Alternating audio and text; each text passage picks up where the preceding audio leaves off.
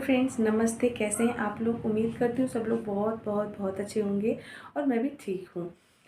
जैसा कि आप सब जानते हैं मेरे बारे में, मैं एक सीनियर मर्चेंडाइजर के रूप में गारमेंट इंडस्ट्री में 6 से 7 साल तक जॉब किया है। अभी मेरा बेटा छोटा है, इस वजह से मैं जॉब अभी कंटिन्यू नहीं कर रही हूँ। लेकिन मैं घर बैठे भी आप लोग की हेल्प करना चाहती हूँ। मेरा जो एक्सपीरियंस है, जो मैंने इंडस्ट्री में टाइम वेस्ट किया है, जो मैंने काम किया है, वो एक्सपीरियंस आप लोग के साथ शेयर करना चाहती हूँ, जिससे आप लोग को भी हेल्प मिल सके अगर आप इस फील्ड में काम करना चाहते हैं तो। वीडियो अच्छा लगे तो वीडियो को लाइक करना फ्रेंड्स। आपके कोई सवाल हो, कोई क्वेश्चंस हो तो आप कमेंट करके पूछ सकते हैं।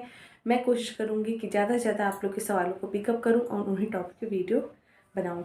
चलिए वीडियो स्टार्ट करते हैं और सबसे इम्पॉर्टेंट टॉपिक के बारे में बात करते हैं। आज का टॉपिक तो फ्रेंड्स, एज ए टाइटल देख के आपको पता चल गया होगा कि आज हम बात करने वाले हैं मर्चेंडाइजर के बारे में। अपैरल मर्चेंडाइजिंग क्या होता है, उनके बेसिकली रूल क्या क्या होते हैं, रिस्पॉन्सिबिलिटीज़ क्या होती हैं और एक मर्चेंडाइजर के रूप में आपको क्या क्या काम करना पड़ता है, और इसके बारे में बात करने वाले। मर्चेंडाइजर देखिए हर फील्ड में होते हैं। जैसे कोई भी गुड्स होता है, उसके बीच का सेलिंग एंड परचेजिंग होता है, उसके बीच में जो भी काम होते हैं, जो भी मीडिएटर होता है उसको हैंडल करता है, वो एक मर्चेंडाइजर होता है। मर्चेंडाइजर का मतलब होता है व्यापारी। हम किस चीज़ का एक व्यापार करते हैं। तो जो आज हम जिस मर्चेंडाइजिंग के बारे में बात करने वाले हैं वो है अपैरल मर्चेंडाइजिंग के बारे में। चलिए आपसे डिटेल में बात करते हैं। देखिए अपैरल जो मर्चेंडाइजिंग होता है, जैसे किसी गारमेंट की, जैसे या फिर आपके पास जैसे ही एक ऑर्डर की जो प्रोसेसिंग स्टार्ट होती है, उसकी इंक्वायरी स्टार्ट होती है, डेवलपमेंट स्टार्ट होता है, तभी से एक मर्चेंट का जो रोल होता है स्टार्ट हो जाता है। काम जो रोल होता है वो स्टार्ट हो जाता है कि आपको एक मर्चेंडाइजर ही हैंडल करता है उस चीज़ को।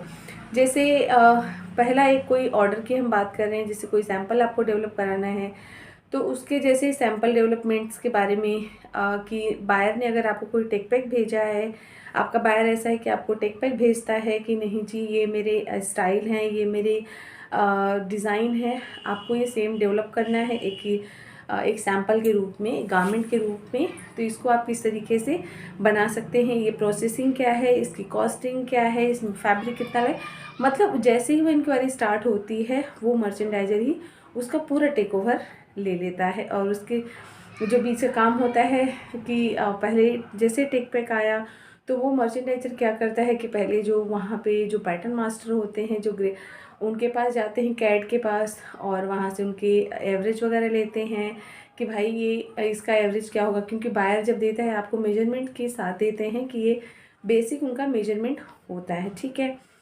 फिर मास्टरी से हम एवरेज वगैरह लेने के बाद उस स्टाइल में देखते हैं कि जिस तरीके का गारमेंट है, चाहे वो शर्ट हो, कोई ड्रेस हो, अगर कोई शर्ट है फॉर एग्जांपल, तो उसमें बटन वगैरह कितने लग रहे हैं और उसमें और क्या क्या एसेसरीज लग रही हैं, वो एक मर्चेंडाइजर ही देखता है।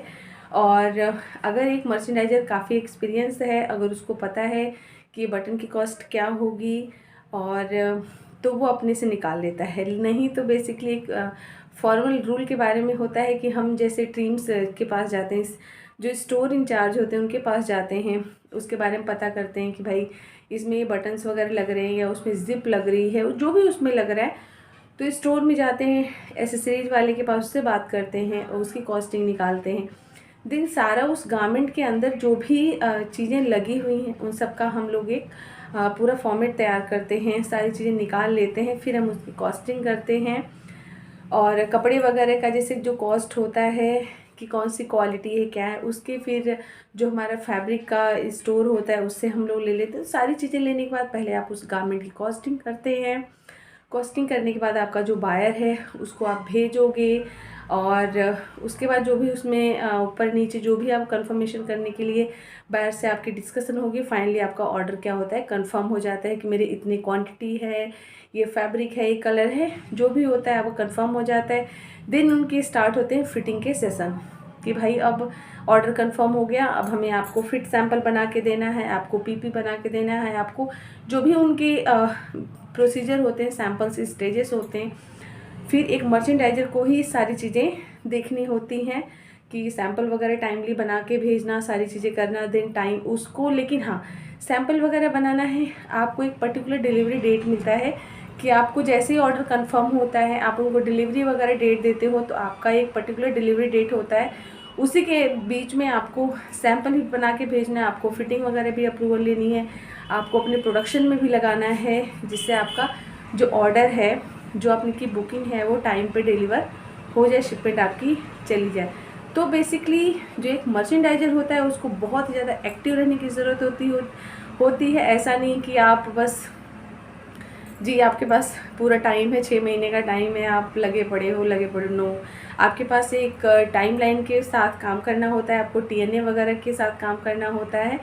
और अगर हाँ, आपको ये जानना है कि टीएनए क्या होता है, तो टीएनए जो होता है वो एक टाइम एक्शन प्लान होता है, जिसके साथ हम लोग पूरा प्लान बनाते हैं कि जो हमारा सैंपल होगा इतने दिनों में बन के जाना चाहिए, कॉस्टिंग इतने दिनों में होनी चाहिए, हमारी जो प्रोडक्शन होगी कितने दिनों में स्टार्ट होगी, कितने दिनों में फिनिश होगी।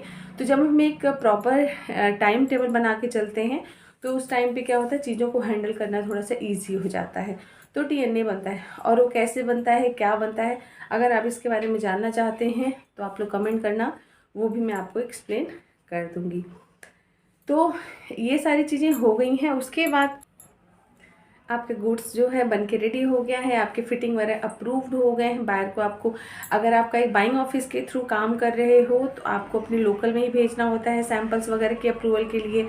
अगर आप किसी डायरेक्ट बायर के साथ काम कर रहे हो, तो आपको फिर उनके जगह पे, उनके डेस्टिनेशन पे, जहाँ जिस कंट्री से भी आप डील कर रहे हो, फिर आपको वहाँ भेजना पड़ता है। उसी के हिसाब से आपको सारी चीज़ें फास्ट करनी होती हैं। ऐसा नहीं कि आप एक सैंपल को बनाने में हफ्ते ले लिए, 10 दिन ले लिए, 15 दिन ले लिए, आपको कोई टाइम लाइन नहीं है, फिर आपकी डिलीवरी डेट आप कभी भी मैच नहीं कर पाओगे।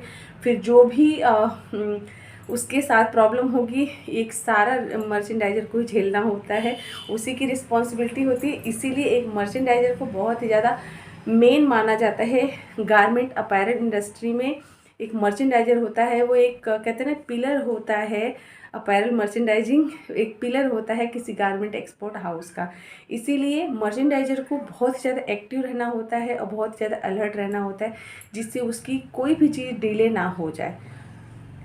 ठीक है, तो आई होप आपको मर्चेंडाइजिंग के बारे में समझ में आ गया होगा कि बेसिकली एक मर्चेंडाइजर का अपैरल इंडस्ट्री में क्या रिस्पॉन्सिबिलिटी होती हैं। अगर आपको अच्छा लगे वीडियो, तो वीडियो को प्लीज़ लाइक करना, शेयर करना एंड सब्सक्राइब करना। और आपके जो भी कमेंट हो मर्चेंडाइजिंग से रिलेटेड या गारमेंट एक्सपोर्ट हाउस से रिलेटेड, जॉब से रिलेटेड, इस तरीके से जो भी आपके कमेंट हो, आप लोग कमेंट करके बताना। अब मैं अभी बहुत बड़ी यूट्यूबर तो हूँ नहीं, मैं तो अभी जस्ट स्टार्ट किया है।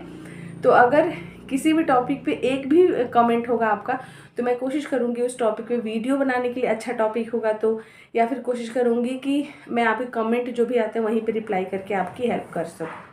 ठीक है, चलिए इस वीडियो में इतना ही, मिलती हूँ आपसे अगले वीडियो में। एंड आप लोग अगर बताना चाहो कि मुझे अगला वीडियो आप लोग किस टॉपिक पे चाहते हो, तो प्लीज़ आप लोग मुझे कमेंट करके ज़रूर बताना, मुझे बहुत खुशी होगी। मुझे आप लोग की भी हेल्प करने में काफ़ी खुशी होगी। और मैं देख रही हूँ कि चैनल का रिस्पांस बहुत अच्छा है, आप लोग बहुत ज़्यादा लाइक कर रहे हो वीडियो को मेरे, तो इसके लिए आप सबका बहुत बहुत धन्यवाद। मिलती हूँ आपसे अगले वीडियो में, तब तक के लिए थैंक यू।